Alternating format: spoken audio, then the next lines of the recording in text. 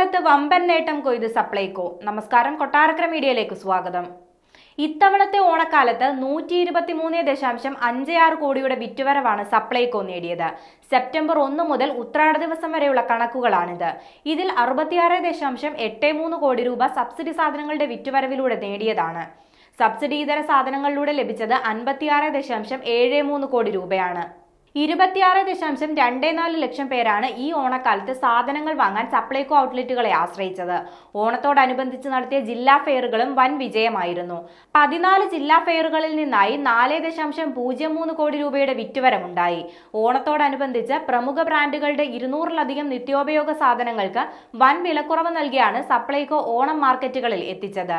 September 6 മുതൽ 14 വരെ ജില്ലാതല ഫെയറുകളും സെപ്റ്റംബർ 10 മുതൽ 14 വരെ താലൂക്ക് നിയോജകമണ്ഡല അടിസ്ഥാനത്തിലുള്ള ഫെയറുകളും നടന്നിരുന്നു.